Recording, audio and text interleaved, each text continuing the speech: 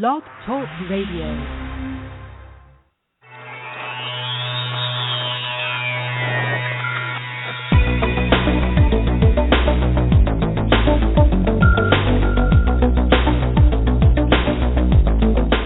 Across the country and around the world, streaming live on the internet, it's Real Estate Coaching Radio, bringing you the latest news, interviews, and secrets of the top producers.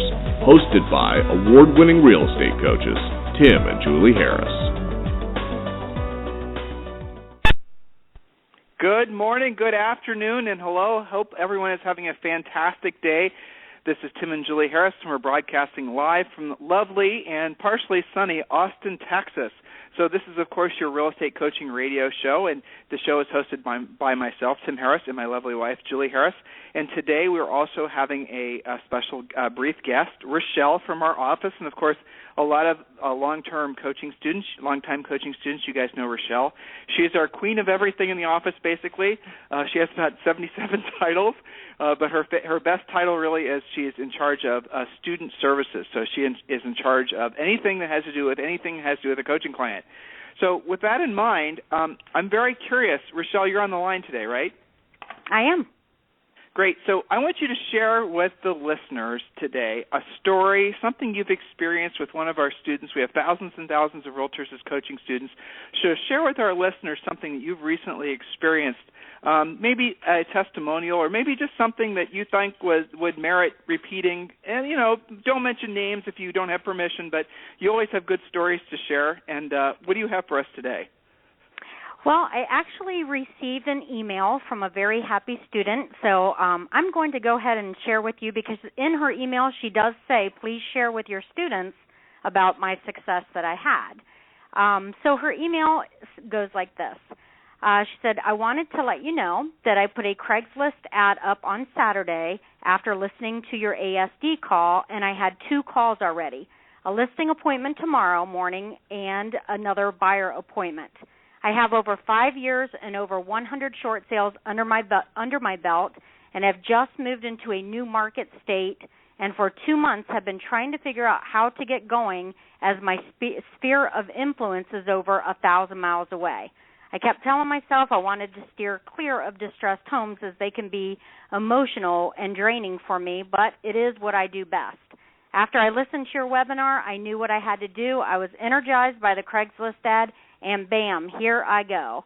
Please tell your students of my success, whether they're new agents or whether they're short sale agents, that this works and it will continue to work. Thanks again. Yeah, well, there you go. That's a great story. So, that's not so unusual, though. We have a lot. Rochelle, there are a couple things in that testimonial that kind of I was thinking about as you were reading it. The biggest one being this lady moved markets, so she didn't know anyone in this new market, and she was able to get her business started again because of knowing how to work with distressed sellers. I thought that was kind of interesting. And the other thing is that all it took was one little motivational idea to get her motivated to overcome her fear and take action, placing that Craigslist ad, which obviously resulted in actual closed transactions. Do you find when you are helping students that that's usually really all it takes is a tiny little bit of motivation? You have other experiences because you do calls like that constantly during the day, correct? Oh, absolutely. Even I got another email from a student that had listened to the radio show, I believe, last week when we were talking about converting buyers, and now she wants to schedule a free coaching call and needs some help, and she doesn't know how to present the buyer agency contract. So, yeah, every day emails come in from everybody, whether it's they need a script, they need help, they need motivation, and obviously it's working because they keep coming back and wanting more motivation. So, it's a good thing.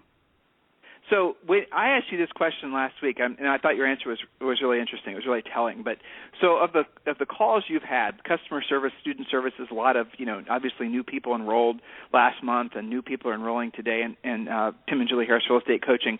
When you talk with these guys, what's the X factor? You can sense it. We've talked about it, you and I, for you've been with us for a long time, but you can sense that X factor. Do you think that X factor, that thing that tells you that this person's going to do exceptionally well, because that's something that people can develop, or is that something they either have or they don't? What do you honestly think? I honestly think, it goes back to my first year with you 15 years ago when you used to say to me all the time, you either have it or you don't. You can't want it for them. I mean, there's students that I'll talk to that I feel like I want it for them, but if they don't have it for themselves or want it for themselves, there's nothing that you can do, and that's the hardest thing. So when you get a student on the phone that's ready, willing, and able, and they're taking notes and they're listening and they're actually following back up within 24 hours to tell me what they did, that's a student I know that is going to succeed and succeed very quickly. And that makes me, I mean, I have goosebumps. It makes me happy. I like hearing those kind of stories. So when you say you can't want it for someone, explain that, because good Lord, is that a true statement? You know, it all comes down back to motivation, but explain that. Well, you know, for instance, if somebody comes to you and they want a job, they want to be your buyer agent, and you give them everything that they could possibly need to be successful, books to read and scripts to use and the buyer box and the buyer book and everything that they could possibly need to be, you know, very successful. They have all the tools in their toolbox, but they don't use them. You want to force them to use it, but you can't. So you can't want it for them. They have to want it for themselves. They have to take the tools that you're giving them and use them.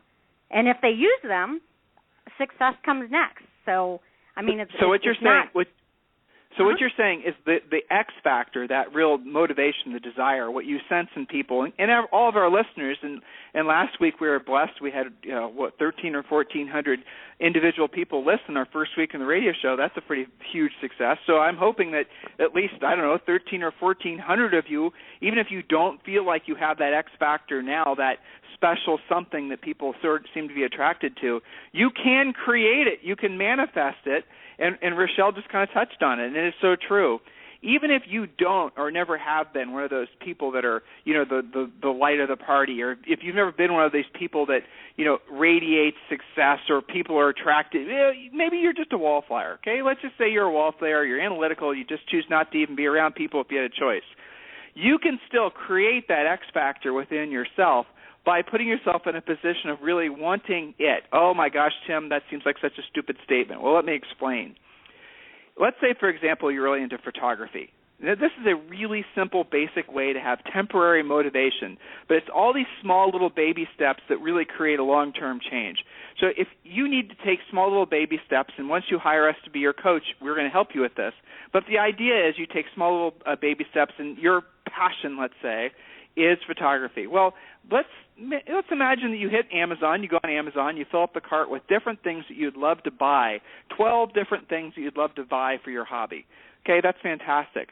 Make a game of it so that every single month that you accomplish your specific goal, things that you wouldn't otherwise do, that you get to go ahead and buy that specific thing. Now, let's say maybe you need more motivation. Let's say you have all the photography equipment that you want. So maybe your new motivation is trips to different places in America and maybe around the world where you would have always wanted to go to take pictures. You see, you can expand on this. You don't have to have, it goes back to what Julie and I always talk about, the idea of having passion. You have to have passion. Rochelle, do you have passion for customer service calls? I have passion for anything I put my heart to, so yes.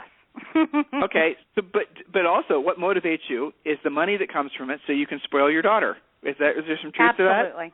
And myself. Yep. Absolutely. So it's not necessarily passion from doing the task. It's passion for what you get to do as a result of doing the task at a very high level, and that's what Rochelle does.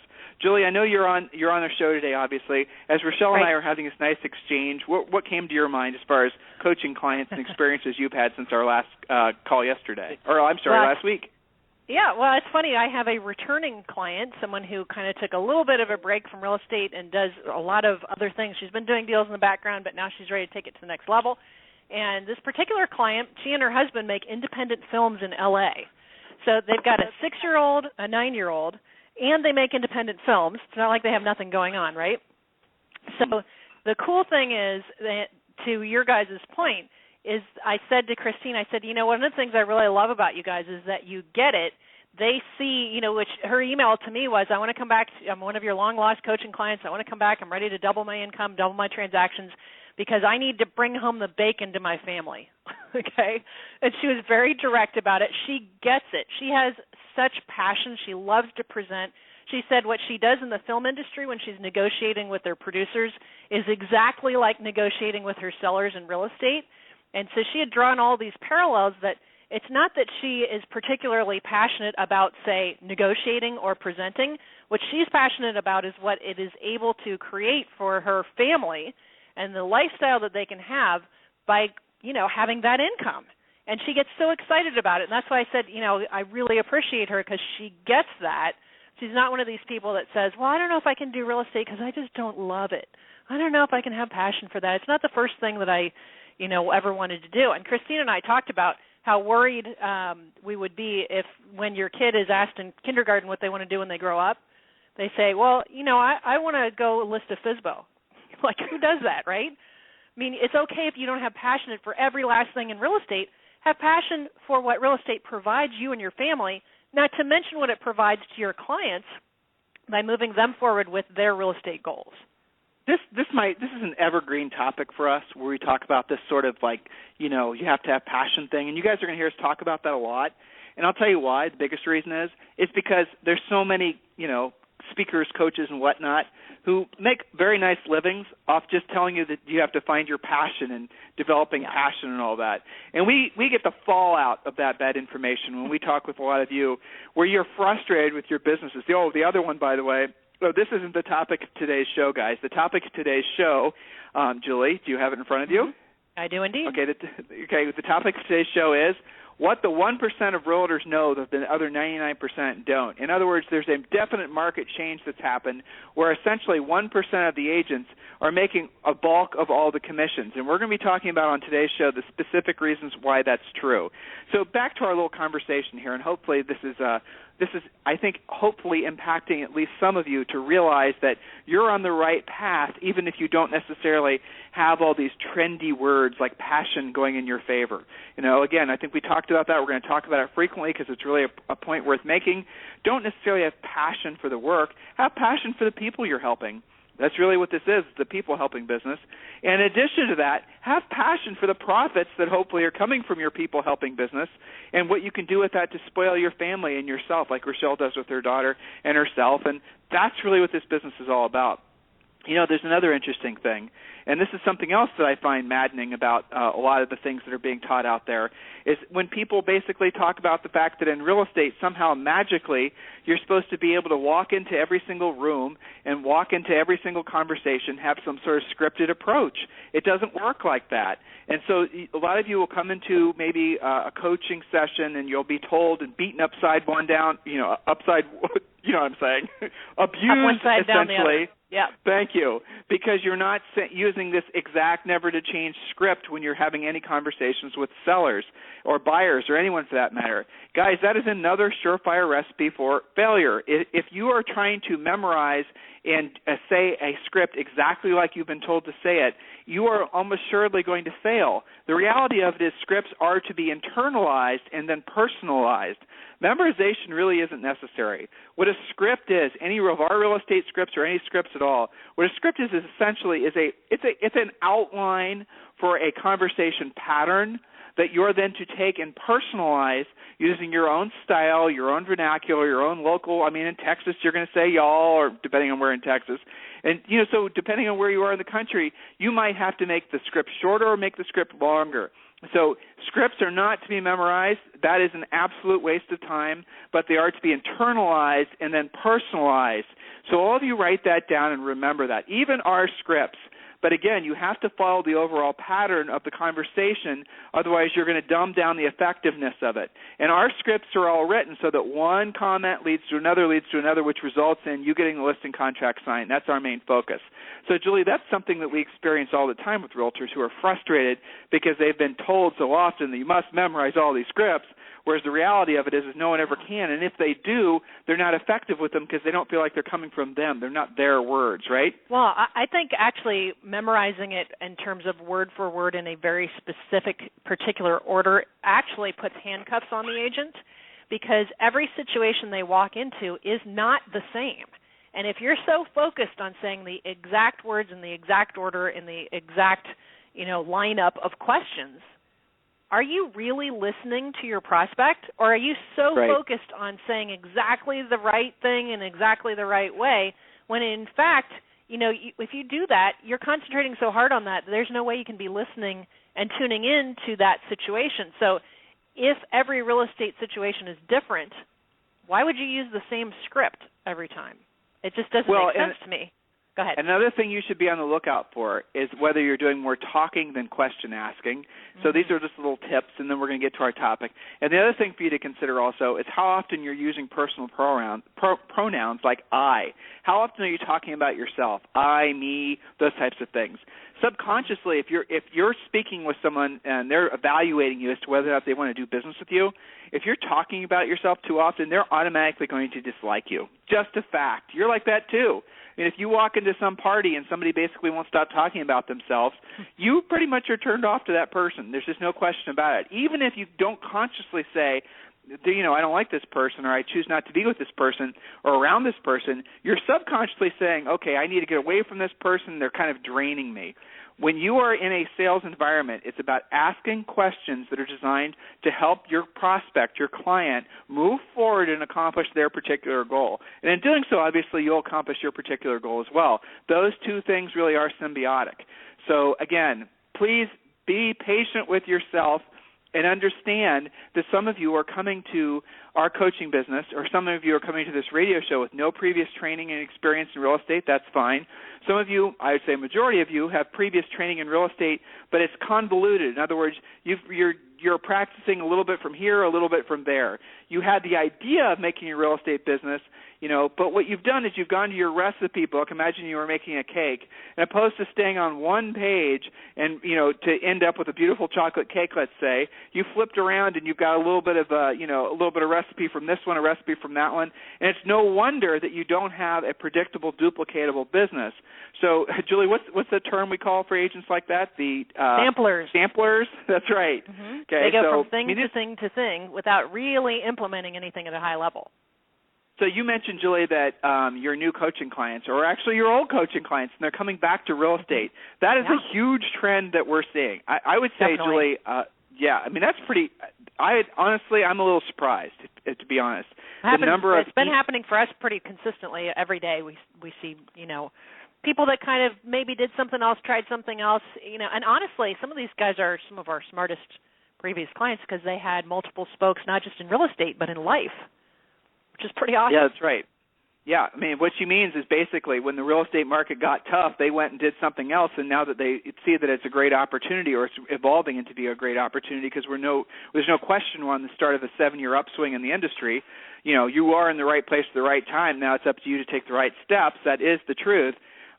But they're coming back in the industry, and I'm surprised by the number of emails.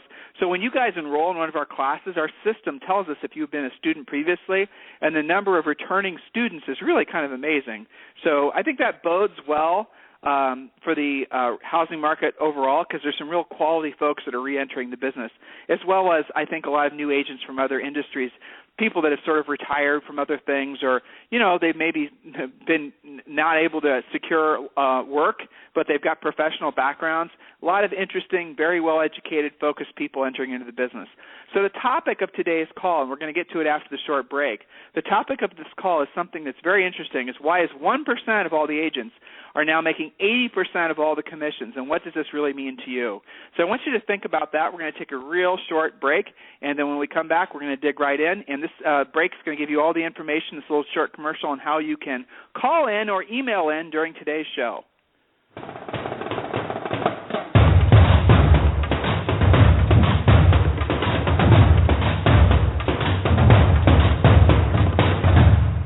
You're listening to Real Estate Coaching Radio with Tim and Julie Harris. Are you ready to ask Tim and Julie your toughest real estate sales, business, or lead generation question? Call us now at 347-857-1195 or email your question to questions@realestatecoachingradio.com. Now, back to Tim and Julie Harris.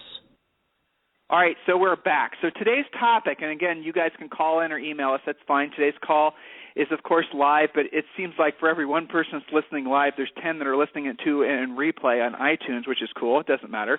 So if you want to email your questions in after the call, you can, of course, email to questions at realestatecoachingradio.com. So the topic of today's call is why essentially are so many of the commissions being made by so few agents? And the first question that I wrote down, the first thought, is this new or has this been going on forever? And I'll answer that really briefly. It's been going on forever. It's always been that way. There's not any sort of new massive income redistribution, even though I know that's a political hot button that's going on in the industry. It's always been that way. There's always really been a handful of agents that make a majority of the commission checks.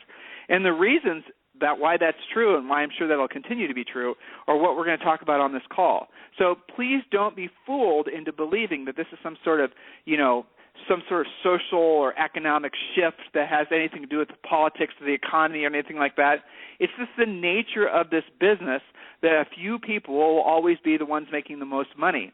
Now, the exciting thing is, and a lot of our longtime coaching students know this is 100% true, you can, with I'm not going to use the word easy, but you can, when following the correct system, fairly quickly become one of those agents that are in the 1%, because, frankly, they leave breadcrumbs.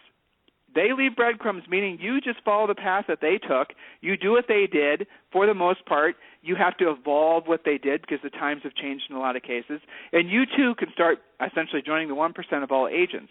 So is this a trend or is this a long-term market shift? And my contention is, and I know a lot of you are, getting frustrated in your marketplaces that you're seeing the same agents take all the listings. The same agents, are the top agents in your marketplace that have been for the last 5 or 10 years. Well, here's the interesting thing that's happening. Because of the nature of who's getting in the business now, because people are taking a more business approach, because people are opening up their big recipe book and they're looking for a recipe that they can follow from the beginning to the end, opposed to doing how agents have done it in the past, where they're just samplers and where they don't really follow one proven system, because the mindset of the new agents, I would venture a guess that within the next 24 to 36 months, in virtually every market, you're going to see a massive shift happening. The agents who have been the top agents in their marketplaces for a long period of time are going to have to fight harder than ever to maintain that status, because the competition is, and I've been telling all my personal coaching clients this for the last 12 months, the competition entering the market is going to be so fierce, so aggressive, so well organized. The top agents out there, these are the guys, those of you who are making $1 million plus per year. We have a lot of you with personal coaching clients, so you are ready for this. But if you are not prepared for the changes that are happening right now, especially as these new, educated, very well-positioned agents enter in the marketplace, you will have your butt kicked. Do not assume that your centers of influence and past clients are going to get you through this shift, because they won't. Do not assume that what you've done in the past will necessarily work now, because it probably won't. You're going to have to evolve. That's the nature of continuing to be successful. And here's a little interesting statistic for you. And this is something I found from the conversation that's going on right now politically about people earning $1 million per year. So it doesn't just pertain to our industry, but this is the $1 million earners. So it was over a 10-year period. The number of people that went from earning nothing, let's just call them, basically people that were earning very low incomes, to earning $1 million is almost exactly the same for the number of people who earned $1 million in that same 10-year period who went essentially down to earning almost nothing. Now, I'm exaggerating the statistics to make a point, but the fact is earning $1 million per year, and let's all agree that that's a great accomplishment, is a revolving door. There's not just, you don't just earn $1 million. Oh, and that was the other thing that was interesting, that the number of years in a row that people earned $1 million was usually one. So most people who've earned $1 million did it for 1 year and then didn't do it again. Why am I telling you all this? Success, constant, continual success requires constant and continual effort. And what happens oftentimes, and this is another reason why the top producers across America better be paying attention, is that you get complacent. You assume the way you're doing things is good enough. You assume because it worked during the recession it'll work now. You assume you have become complacent, and as a result of that, you will start seeing slowly but surely your income drop as your market share is starting to be gobbled slowly but surely by a lot of these new agents. So, Julie, you and I have talked about this every single day because we see this shift coming. We've done our best to really alert all of our personal coaching clients. But what else do you have to contribute to that? I mean, again, because this is such an interesting topic that, by the way, nobody seems to be talking about. Right. Well, I think you're right that it has always been that way, but it has not always been the same exact people doing it. To your point, it's not just making $1 million, once you've made it, then you're guaranteed to keep on making that for the rest of your life, whether it's $1 million or $250,000 in real estate or $500,000, whatever your benchmark is, which of course draws us back to actually having goals and knowing what your income goal is in real estate. That's why we have the treasure map. But it's not the same people doing it all at the same time, but it is that same top 1% does most of the business. So the question would be, what is the fast track for getting into that top 1%? Well, instead of trying to reinvent the wheel, do the things that those people do consistently. Because if you listen to, for example, our superstar interviews, they might have different combinations of lead generation, the spokes in the wheel concept that we teach, but they have a lot of the same habits. So, you and I put together 8 or 10 specific points of what the top 1% of agents, they all do these things. In fact, I would contend that it would be impossible to be in that 1% if you didn't do all of these consistent things. That's right. So think about that for a second. I love what Jules just said. In essence, you have a very, even though their recipe, using that cake analogy still, might be slightly different. So you might be trying to make one kind of cake while they're making another.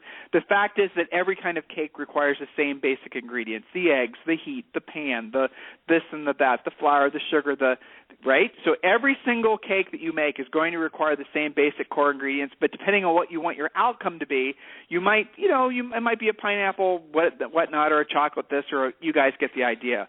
So conceptually, the essence, the elements, the basic core building blocks of any successful business owner, or in our case, real estate practitioner, they really are identical. Julie, before we get to those, I want to actually take another real quick commercial break. And this is a new commercial, so I'm kind of anxious to hear it. I'm going to go ahead and play it now, and we'll be back in a second.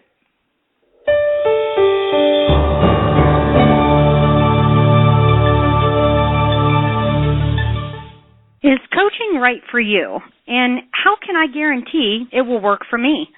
Chances are you are asking yourself those questions right now. I'll answer those critical questions for you in just a moment. But first, let's be honest about something you may have always suspected. You've probably always known that the nation's top 1% of realtors, those millionaire agents you see on TV, they possess a secret knowledge that the other 99% of agents do not have. Where did they learn what they know? And more importantly, how did they learn how to put this closely guarded information into money-making action? It's simple. They have a coach. Not just any coach. The nation's mega millions, top 1% of the realtors know that in order to maintain their almost unfair advantage, that they must have their own personal coach, a proven, market-tested coach who has truly walked in their shoes, a coach who has worked with many of the nation's leading agents. At this point, you're probably ready to maybe try coaching. However, you don't want to be unfairly locked into a long-term ball and chain that coaching contracts can give you. It just makes sense that you should be able to try it before you buy it. Even more importantly, you want to have a coach who is the best of the best, not someone who is simply assigned to you or, even worse, has never sold real estate. Can you imagine? If this is you, I have something for you right now that is exactly what you have been looking for. For the next 48 hours, Tim and Julie Harris Real Estate Coaching is offering you a free coaching call. This is a real coaching call with a real Tim and Julie Harris coach. Now, while you are thinking about it, why don't you visit us online at freecoachingcallsforagents.com to get started. Once again, that is freecoachingcallsforagents.com. Now, let's be clear.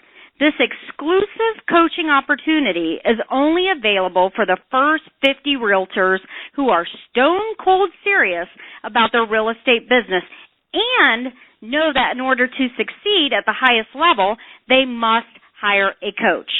So don't wait any longer. Take action now and visit us again at freecoachingcallsforagents.com to schedule your free coaching call. Again, that's freecoachingcallsforagents.com. Thanks so much. See y'all soon. All right, so we are back. So it's a little bit long, but I think it says the point. So, Julie, let's just jump right into our points. And, again, what is the 1%? Where does the 1% of all realtors know that the 99% don't? And why do 20% of all agents earn 80% of all the commissions? So, Julie, what's the first thing that you and I wrote down? Well, and that's a good point because it's not just one thing. There's a collection of specific things. So the first thing, and possibly the most important, is that they are listing agents first and buyer agents second. So it's almost like a double point here. You know, part of this is that they haven't just thrown buyers to the side and said, oh, I don't work buyers anymore. Okay, they don't have that attitude that some of the agents not in the 1% take. They do work with buyers, but they work with their own best past clients, certain clients that they like in certain price ranges. You know, they are particular about who they work with buyer-wise. But primarily, and first and foremost, they are not just agents that take a listing at a time and then sell it and then go get the next listing. They have multiple listings. They have their own listing inventory. They have a listing goal. They might say to you, my goal is to have 25 listings at all times, even at 10 listings at all times, okay? So they're a listing agent. They don't, fight that. They embrace that at a really high level, and they're a great listing agent. They talk to those listings all the time. They have made it into an art form. When we start out our coaching calls, when Julie and I are working with our clients, many of which we've had for, 5-10 years, realtors, and these are guys that we've, in many cases, been absolutely thrilled and honored to have helped along their path to success. But it's interesting, the way I start, the way Julie starts, the way all of our coaches start every coaching call is, what is the best thing that happened in your business since our last call to make you money? What is the best thing, I'm asking all of you listening now and in replay, live and in replay, hey, what is the best thing that happened in your businesses since the last time we spoke to make you money? From yesterday, from today, from last week. What's the best thing that happened in your business that's going to make you money? In other words, what have you done? What actions have you taken? It's an interesting question to ask because it cuts through all the Mickey Mouse. If you say an office meeting, or if you tell me you showed buyers homes, or if you say you did all these other types of things that agents do trying to fool themselves that they're working, well, you know what? I'm going to say, okay, great. So explain to me how that is going to make you money in the next 30, 60, 90 days. Explain to me how there isn't something you could have been doing that would have been essentially more focused, more goal-oriented to move you towards your listings goal, to move you towards actually making money. And you know what? That cuts right through it. Maybe a new coaching client, you'll have to have that dialogue with them twice, maybe 3 times.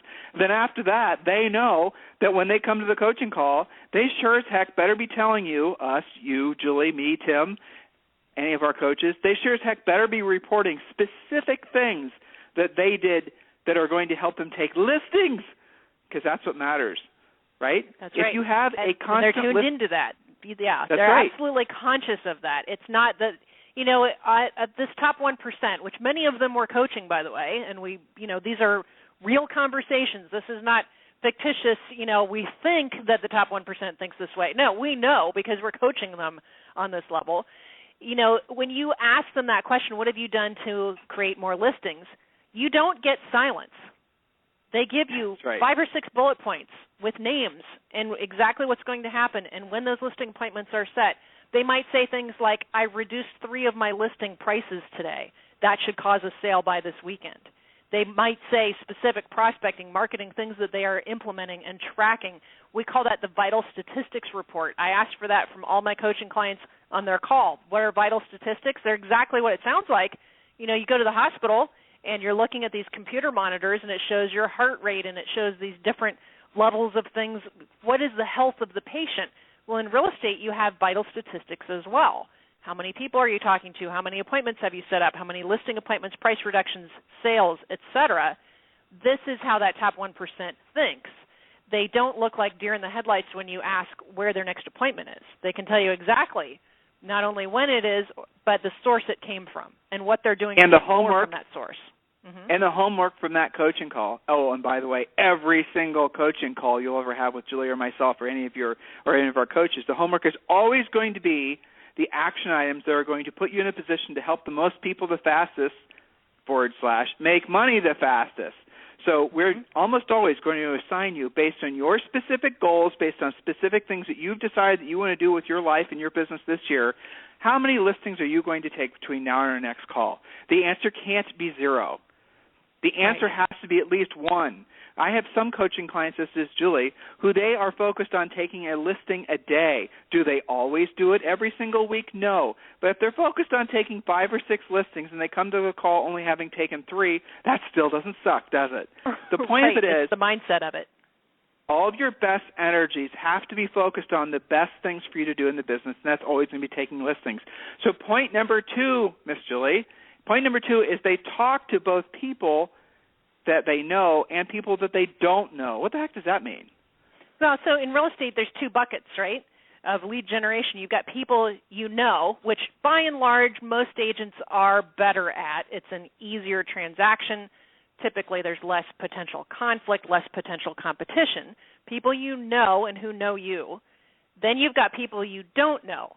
So the people you know category would be past clients, centers of influence, friends, relatives, neighbors, direct referrals, that sort of thing, which we all love. That's fantastic, and most agents make a fair portion, if not, for some of them, all of their money that way. You but can realistically, Julie, let's just slow the roll here. The fact is that you can sell. Most agents can sell 5 to maybe 25 houses per year, just off their centers of influence and past clients, depending on how big it is and all the rest of it. If they're not a secret agent and they talk to people, yes, it is possible. And we do have coaching clients that come to us and they'll say, listen, I tried the FSBO and the expired thing. I won't do it. Don't ask me to do it. And the next question is, okay, what will you do? And then we build your business plan around what you will do, because if you are motivated and excited about doing a specific thing, I mean, Julie talks about this coaching client that we have here in Austin named David, and he helped us buy our house in Austin. That's how we met him. And then we were driving around in his car, and I said to him, obviously, are you a listing agent? No, I'm a buyer's agent. And he gave me this big, long story on how he takes pride in being a buyer's agent, which was great. And then I said, well, how much different would your life be if you had 5 listings at all times? And he just thought about it for a while, for like 3 months. And then guess what? He finally decided that he wanted to be obviously a coaching client of Julie's, but also specifically that he wanted to learn how to be a listing agent. And Julie, what was the first thing that you asked him to do? Well, I asked where his existing business comes from, because that tells me what he's comfortable with. And most of his business came from his golf buddies. But we determined that he wasn't really talking about listing that much or really enough about real estate in general. So we had to stop him from being a secret agent. And the question there is, if I were to ask all of your friends and family, relatives, and neighbors what you do for a living, would all of them tell me accurately that you are a trusted real estate advisor who helps people buy and sell real estate? Or would they say, I think they do something with real estate, but I don't know. He plays golf a lot, right? So since most of his business already came from a handful of sources, golf being one of them, his first assignment was to play more golf, but not just for the sake of golf, but also to stop being a secret agent and to be David, but be him talking about real estate. And within a week or 2, he was at a golf tournament. One of his buddies mentioned, I'm building new construction, okay, and David, and he said this, that he normally wouldn't have said, oh, that's interesting, what's happening to your existing home. Normally he would have just seen it, there's a buyer transaction I lost because they're building new construction, and that would have been the end of it. Instead, he opened his mouth and he talked about, gosh, what's happening with your old house. Ends up taking the listing. So there you go. Something he's comfortable doing, golfing with his buddies. Stop being a secret agent. We gave him lots of scripts that go along with that to be comfortable, getting him to be a better closer, asking for more business in a scenario that he is comfortable. I mean, he's prospecting. We might not call it that because that makes people want to pee their pants sometimes, but he is prospecting. He's prospecting, we'll call it doing lead something generation to make everybody feel better. That's right. Well, okay, he's lead generating us, right? Because we don't even want to call it prospecting. No, we wouldn't want to. Well, that. there's lots of funny stories that we can tell you where people basically will assume that we're going to throw them in the deep end and make them call FSBOs and expires. Look, if you don't want to do it, and it's just, and you can create the business that you need to create to accomplish your goals without having to do that type of work, then fine. But here's the flip side to it. I would say for every one David out there who would prefer just to work their centers of influence and past clients, there's probably 2 people that never want to do business with their neighbors, their friends, their family. Right. They only want to do business too. with strangers. Yeah, I mean, one of our superstars is the number 1 agent in San Diego, Greg Newman. And during the interview, I asked him, we were having this very conversation, and I asked him, he said he never has worked his centers of influence and past clients. He just doesn't. Yeah. He just and he's got a list every of like day. 2,000 or something crazy. Right. He just doesn't want to work them. He just would prefer to basically go after new business, and you better believe he's calling the FSBOs and the expireds. And there's others of you out there who are want to basically create and can create, depending on what your personal goals are. You're going to hear that a lot out of us because that's what it's all about. This is, we offer personalized coaching that's designed around your specific plan, not something that we create for you. So some of you are going to be able to actually create the business that you want to create from doing things that are more or less passive, depending on what your goals are. You could hypothetically build a business off social networking, depending on what your specific goals are. All right, so the next point, Julie. All right, so the next point is number 3. They actually follow a schedule. Now, I know you got into real estate so that nobody could tell you what to do, but they actually follow a schedule. Now, does this mean that from 9 a.m. to 9:10 they brush their teeth and 10 to 10:13 they eat breakfast? No. But there is a dollar productive schedule that top producing 1% agents do honor, and it has to do with making money. There's only a handful of things in real estate that actually lead to a real paycheck, starting with lead generation. The rest of the list doesn't really matter if you're not generating leads in the first place. You can have the most beautiful, fantastic, polished listing presentation, but if you don't have any actual listing presentations to use it on, who cares? They start with lead generation / prospecting, lead follow-up. These things are in their schedule. They do them daily. You never have a conversation with this top 1% where they can't come up with leads, right, where they can't tell you what's happening in their lead follow-up. But they have a schedule where they actually do these things. Does that make sense?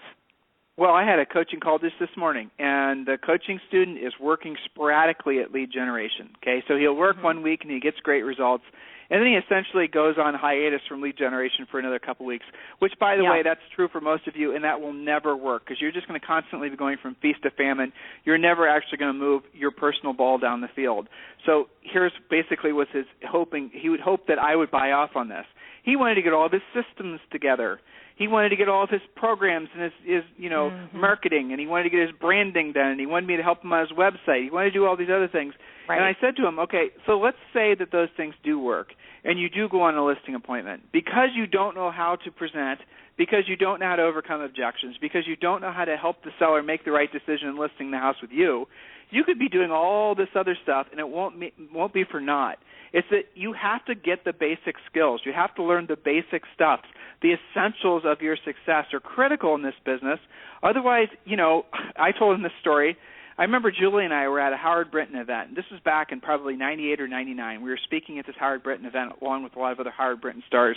If you guys don't know who Howard Brinton was, he's passed away recently, and he's probably in our minds one of the most influential people in the real estate industry, certainly in our lifetimes. So Howard had this fellow that he had done a lot of marketing. He'd spent, $75,000. He'd taken out a loan. He'd done all this other stuff. The guy was formerly a dentist, if I remember.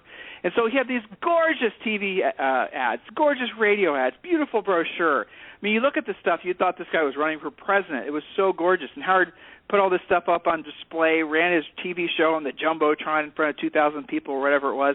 I'm telling you, this commercial was so good that after the commercial played, people in the audience got up and applauded. I mean, seriously, it was amazing. I remember. It was amazing. Yeah, I bet you do. So afterwards, there was a cocktail party, invite only. He was there. A handful of us were there. And so I, started talking with this guy, And what I wanted to do was get a sense of really how this stuff was actually working. Because a lot of times in real estate, let's just be honest, agents will do things because of their egos, because they want to appear successful before they've actually earned it. That's kind of normal in our industry. And I didn't know what was going on, and maybe this guy had found something. Maybe these radio and TV ads were phenomenal. So I kind of pull him aside. He and I are having this conversation. It doesn't take too long before I realize, and he more or less tells me, that he's not getting any business from it. Oh, he's had listing appointments, but he hasn't gotten any of the listing appointments. So he and I, this is back when Julie and I are basically get started in our coaching business, he and I started having a little conversation going back and forth where I'm sort of taking his temperature as far as what his skill set is. He didn't have any. He didn't have any skills. He didn't know how to overcome objections. He didn't know how to answer the question, why would I list the house, why should I list the house with you versus somebody else? He didn't know any of the basics, the essentials that are required for all of us to learn before we actually can have any of the lead generation stuff matter.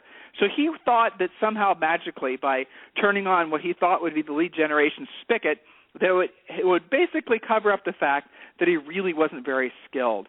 Well, I'm sorry to say he didn't last in the real estate business, and I'm sure when he decided to go into whatever else he did next, God bless him, I'm sure that he just walked away, unfortunately, with a huge amount of debt from all that fancy marketing and advertising that he did. It is critical that all of you realize that you have to learn the basics before you worry about all this other stuff, all the stuff that's being sold to you constantly. So before we get to the next point, I'm going to give you some information on how you guys can call in and speak directly to us or send us a email with any of your questions.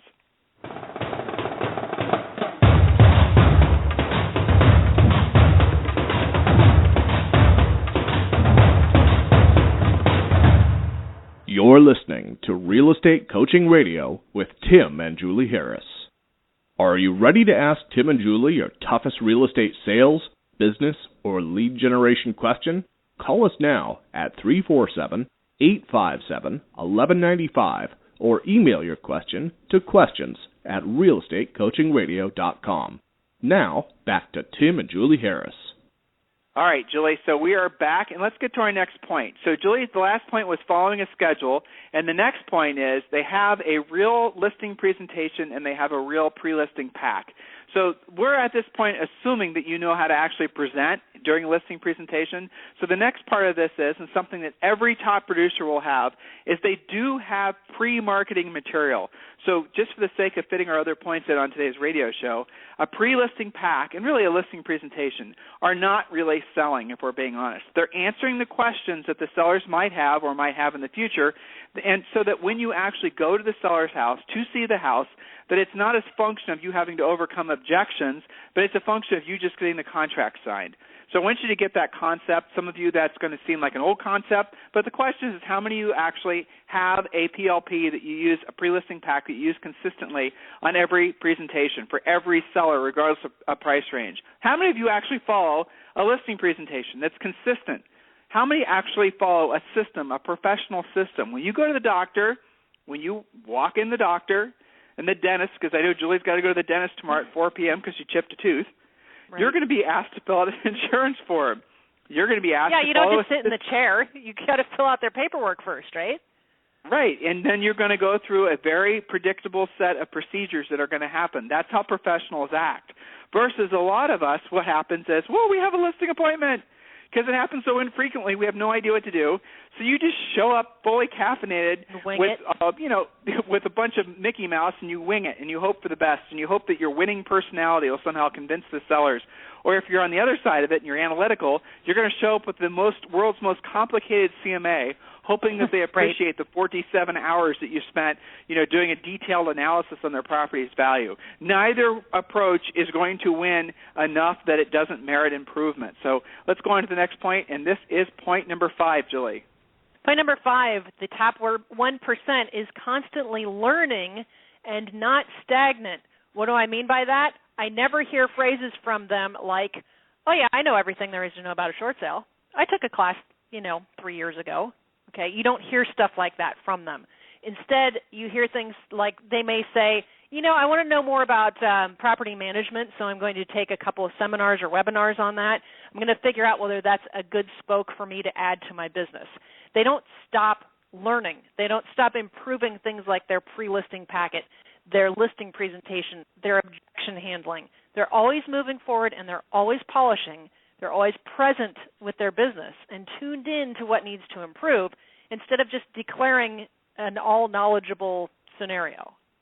So the question is are you stagnant? Are you complacent? Why don't you answer these 3 complacency test questions? So answer these for yourself, and a lot of these are going to be very telling. If the answer is yes to any of these questions, just one, you are complacent, and you need to realize the fact that you are not designed by our Maker to be complacent. You are designed to evolve and get better. Your mind is designed to always be learning. Everything around you is changing. Nothing, even a piece of furniture, is in some state of evolution. Your very essence has to be focused on constantly moving forward. If your goal is to be complacent, you will not move forward. You will actually slide backwards. So the first question, and these are kind of fun questions, is, when was the last time you completely 100% replaced your entire business wardrobe? Think about that. When was the last time you actually ditched all of those 20-year-old, suits and bought new suits? When was the last time you got all new business attire? When you wear new professional clothes, just this very simple concept, you feel better about yourself. You feel more confident about yourself. So the 80-20 rule tells you that essentially 20% of your wardrobe needs to be thrown out. It's probably the stuff you're wearing right now. So I want you to think about that for a second. Just how long ago was it that you completely updated your wardrobe? If the answer is never, or the answer is I haven't, you should be doing that every year, by the way. And if you haven't done it this year, or if you're not planning on doing it this year, you probably are complacent. The next question is when was the last time you did something that really, truly challenged you, made you uncomfortable, something that if you had to, frankly, do it again, you'd be very reluctant to do? How complacent are you about the challenges, the personal challenges you're taking in your life? Maybe traveling someplace, maybe eating a food that you wouldn't have otherwise wanted to eat. It's skydiving. Are you allowing your body and your ability, your threshold for new experiences to become complacent? Yes or no? And if the answer is yes, then you basically are complacent. And the third question is when was the last time you actually took seriously the idea of setting goals that made you uncomfortable, setting goals that were so big that you are almost embarrassed to tell anyone, even your best friend or your wife or your husband? When did that actually happen? Never? Well, you're probably complacent. This year, right now, this opportunity this industry is presenting to all of us is all about thinking big and acting bigger, so keep that in mind. Now, point number 6 is probably my favorite point. We talked a lot about this on the radio show yesterday. Julie? All right, so point number 6, I think that I am off of mute. All right, so point number 6 is that the top 1% monitors their mindset and are not subject to their emotions controlling their income. And we talked a little bit about this on previous radio shows, how some agents' income is totally solely dependent on whether they feel like doing things today. So, look at that point. The top producers actually self-monitor their own mindset at a high level all the time.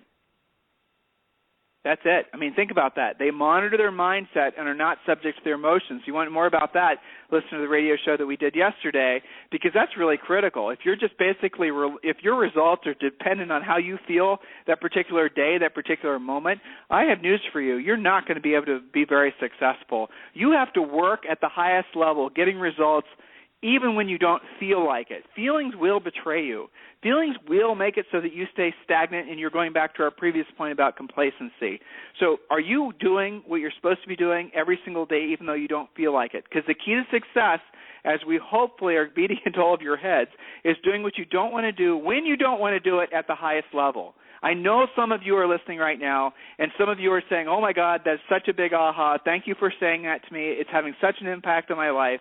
For those of you who get it, you need to let us know about how it's impacting and how these radio shows are helping you. Questions at realestatecoachingradio.com, or, of course, you can call in to our number, which I'll get to you in a second as Julie reads the next point.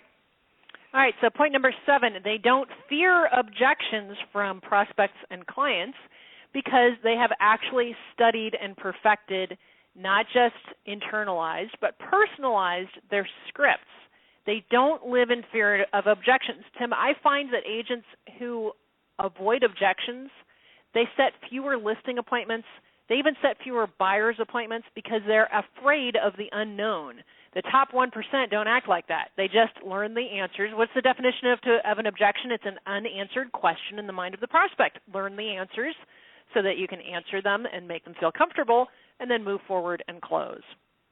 That's right. So that's it. I mean, here's a little secret.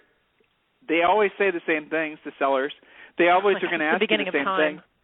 Yeah, exactly. And you know what the greatest thing is? They're almost always going to ask you the same questions in the same order. Mm-hmm. What will be challenging for most of you as you learn the objection handlers is to not get ahead of the sellers asking the questions, right? Right. So when the seller's going through you're going to be so excited because you're going to know that you can overcome any objection that comes out of that seller's mind. You're going to be so confident you might come off as a little cocky, which is a nice problem to have, and we'll, of course, cross that bridge with you when you actually come to it. So the next point, and we're only going to be able to get to one more point, and it's maybe a little self-serving, but it's absolutely true. They only have one coach.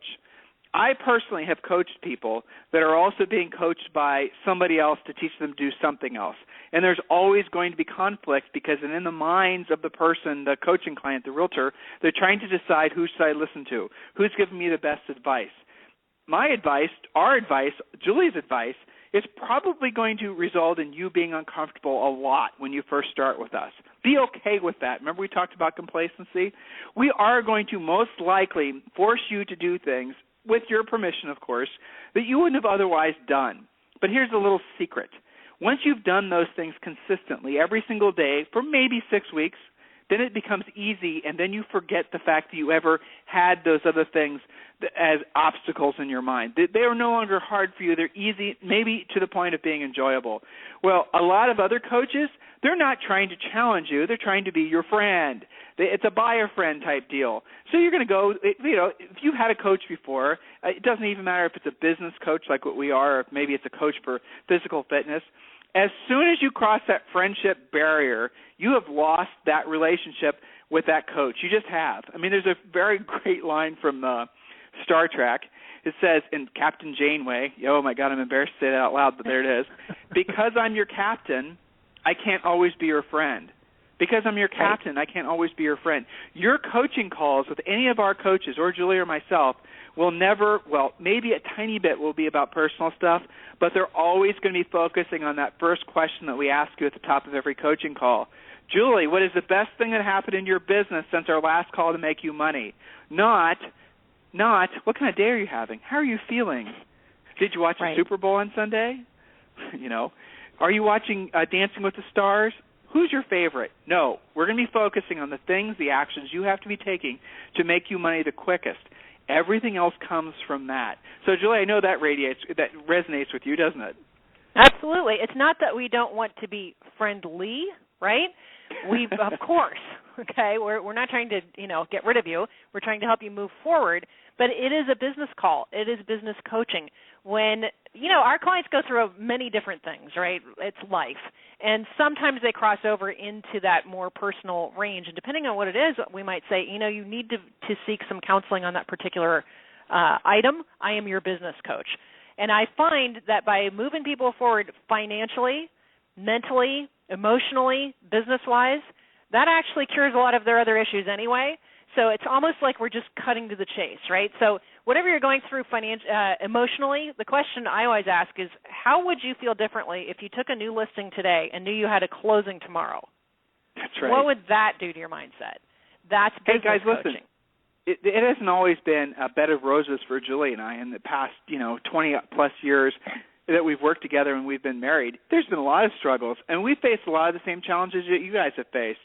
But the thing is one thing we always knew is if we stay focused on taking listings and making money, pretty much all those other problems will eventually sort themselves out, or money can make the problem go away. So tomorrow's topic is very exciting. Do us a favor. Your homework from today's radio show is you have to tell 5 other agents about the radio show. Help us get the word out. We had over 1,300 unique listeners last week. I'd love to get that number up to like 26, 20, even more. So by the end of this month, we can have 5,000 regular listeners. So guys, help us accomplish that goal, and we'll speak with you tomorrow.